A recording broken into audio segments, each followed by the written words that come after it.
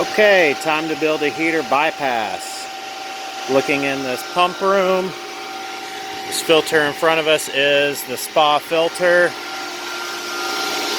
The pump here runs into our backwash valve, out of the backwash valve and into the heater, back out of the heater and down this return line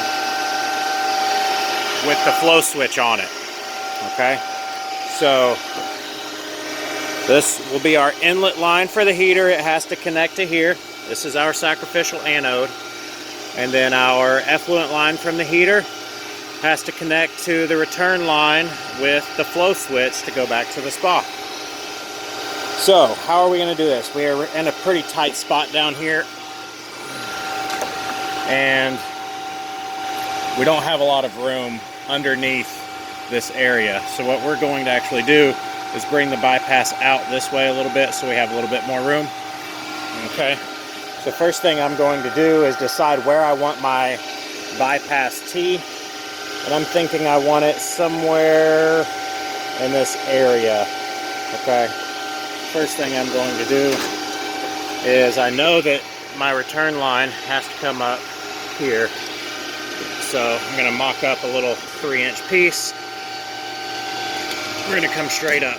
I'm going to tap that in. Okay. Next, I'm going to take my bypass, which is not plumbed yet, and I've got little stubs in each side. I'm going to go ahead and tap that in to where it's going to go. Okay. So then I can already see if I put a 90 here, that will connect my return line back to the pool. So that side's already almost done. On the inlet side here, what I'm going to do is need to connect the side coming off the filter to here. So I've simply just connected that there, rotate it under, and now that's going to line up.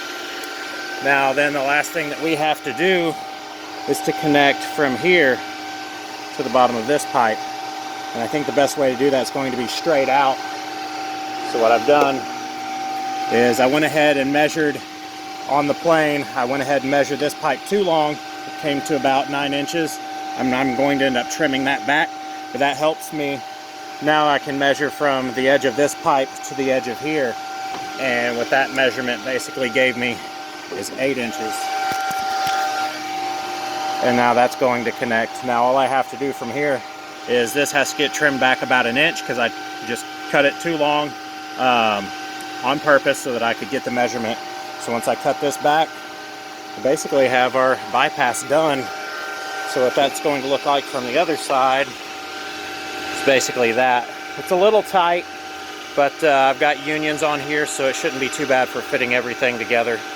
And then once we get our system flowing, we'll basically have our bypass about halfway closed, and that'll do it.